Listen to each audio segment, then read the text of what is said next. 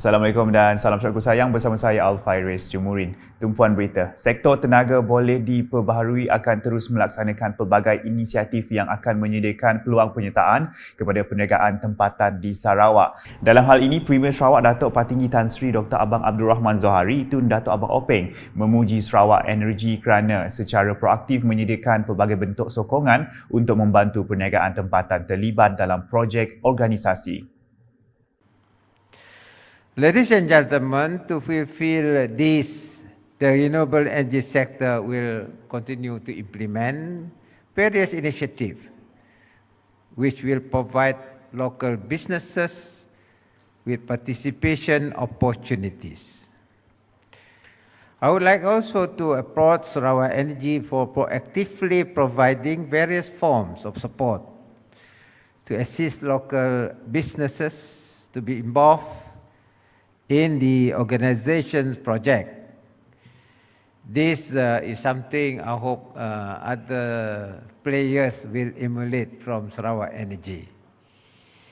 I would like also to congratulate Sarawak Energy for rolling out the small and medium enterprise sustainability development goal to help vendors integrate sustainability into their business.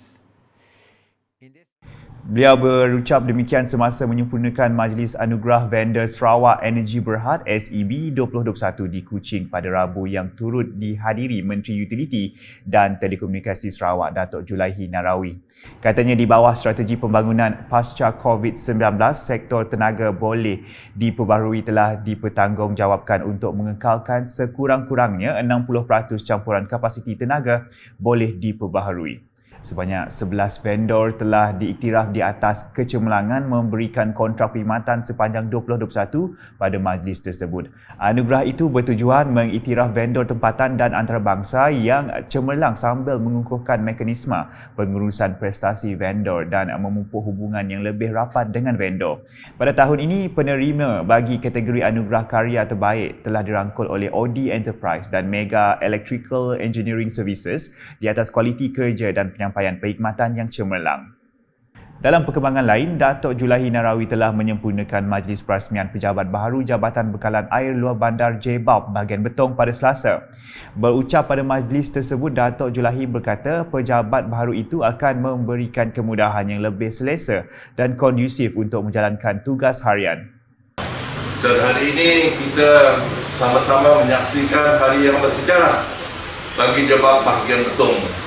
Kerana saya nampak pejabat baru begitu cantik dan pasti selesa, dan saya percaya ianya akan meningkatkan lagi semangat untuk memastikan bahawa rakyat di kawasan Betong akan dapat mendapat bekalan air bersih, air terawat yang lebih sempurna di masa yang terdekat. Tahniah kepada warga JBAP bahagian Betong. Datuk Julaihi memberitahu Kerajaan Sarawak dan Kerajaan Persekutuan melalui Kementerian Pembangunan Luar Bandar KPLB telah memperuntukkan dana sebanyak RM510 juta bagi memastikan rakyat di bahagian Betong mendapat bekalan air yang berkualiti secara konsisten. Katanya peruntukan itu merangkumi sejumlah 37 projek di bawah Projek Rakyat, Projek Sambungan Rancangan Malaysia ke-11 RMK-11, projek di bawah Kementerian Pembangunan Luar Bandar KPLB Malaysia serta projek di bawah Pejabat Pembangunan Persekutuan. Daripada 37 projek tersebut, 27 projek telah disiapkan, 5 sedang dalam pembinaan manakala 5 lagi masih dalam perancangan. Tambah beliau, sebanyak 93.8% daripada keseluruhan kawasan di bahagian Betong telah disalurkan dengan air bersih dan terawat setakat ini. Sejurus selepas perasmian majlis, Datuk Julaihi berkesempatan melawat Sarawak servis kios pertama di Betong yang ditempatkan di bangunan pejabat JBAP Betong. Antara perkhidmatan yang disediakan di kios berkenaan adalah sistem pembayaran layan diri untuk bil-bil utiliti, cukai pintu, pinjaman perumahan HDC dan pelbagai lagi. Berita seterusnya, seramai 69 peserta pertanian dari Kampung Jerijeh kini boleh mengukir senyuman selepas menerima peralatan dan mesin pemprosesan makanan. Timbalan Menteri Perancangan Bandar, Pentadbiran Tanah dan Alam Sekitar, Datuk Len Talif Saleh berkata, kerajaan negeri juga telah memperuntukkan sebanyak RM450,000 bagi dana fasilitasi pertanian AFF secara berperingkat kepada 123 peserta dari kawasan Tanjung Manis. Menurut beliau, ia merupakan kesinambungan daripada program-program yang telah dilaksanakan sejak tahun 2019. Jelasnya, kawasan Dewan Undangan Negeri Dun Kuala Rajang telah menerima peruntukan sebanyak RM1.5 juta bagi program pembangunan pertanian. Beliau berkata demikian selepas menyampaikan input peralatan dan mesin pemprosesan makanan bernilai RM3,350 kepada 69 peserta dari Kampung Jerijeh sempena Majlis Penyerahan Input AFF bagi Seksyen Agro Makanan Pertanian daerah Tanjung Manis pada Selasa. Katanya bantuan berkenaan dijangka dapat meningkatkan produktiviti dan aktiviti pertanian di kawasan sekitar serta menjamin kualiti kehidupan yang lebih baik. Seterusnya, kerja-kerja pemasangan lampu solar di Jalan Bau Batu Kitang dijangka bermula pada April depan menurut Timbalan Menteri Pengangkutan 2 Sarawak Datuk Henry Harry-Jineb. Beliau memberitahu tender untuk memasang lampu solar di laluan berkenaan bermula pada Rabu manakala pemasangannya pada awal April ini. Menurut beliau, pemasangan lampu solar tersebut dijangka mengambil masa 3 bulan untuk siap sepenuhnya. Kerja akan bermula pada awal April dan boleh pakai masa gawai. 3 bulan saja untuk pemasangan keseluruhan lampu solar tersebut. Dan kita berharap sebelum gawai kita sudah nampak jalan raya sudah terang lah. Okey, itulah harapan kita.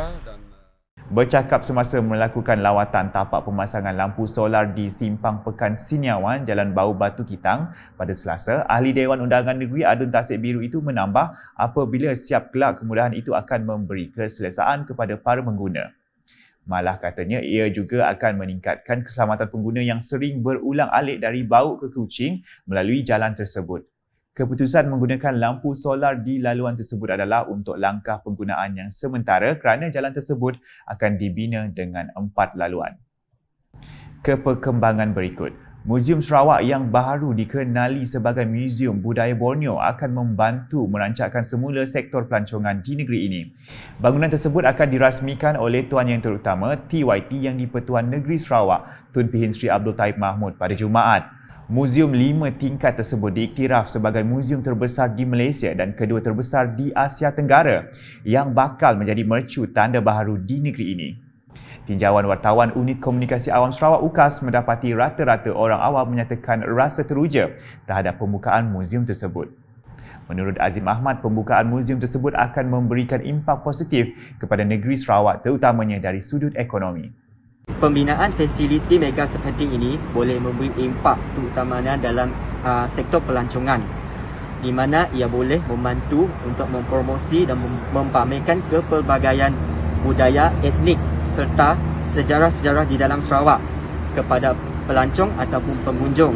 Bagi Alif Syazwan pula, muzium baharu ini akan membantu dari sudut pembelajaran khususnya untuk mendapatkan sumber pengetahuan luar selain dari buku teks. Kadang-kadang penerimaan setiap individu itu lain cara pembelajarannya, ada yang dapat baca buku teks tapi bila melalui lawatan ke muzium lebih berkesan, kita tahu kan. Jadi baguslah muzium tu ada di Sarawak tu. Turut teruja Azrin Keria yang menyifatkan muzium baharu ini akan menjadi ikon dan mercu tanda Bandaraya Kuching. Semestinya kami agak teruja dengan pembukaan Muzium Sarawak yang baharu dan juga kami si sabar nak nanggap apa juga yang akan dipamerkan di dalam muziumnya ataupun lebih dikenali sebagai Borneo Culture Museum. And kami bangga jadi anak Sarawak kerana muzium tu juga merupakan satu ikon ataupun landmark di Bandaraya Kuching dan ia boleh menarik perhatian pelancong luar untuk melancong di negeri Sarawak. Keperkembangan COVID-19, kes positif di Sarawak terus mencatatkan peningkatan menyaksikan sejumlah 1,357 kes baharu direkodkan pada Rabu, menjadikan jumlah kumulatifnya kini sebanyak 262,417 kes. Jawatankuasa Pengurusan Bencana Negeri JPBN Sarawak menerusi kenyataan media memaklumkan daripada jumlah tersebut 612 kes adalah dalam kategori 1, 739 kes kategori 2, 2 kes kategori 3, 1 kes kategori 4 dan 3 kes kategori 5. Sementara itu, 36 daerah yang melaporkan kes baharu adalah seperti yang tertera.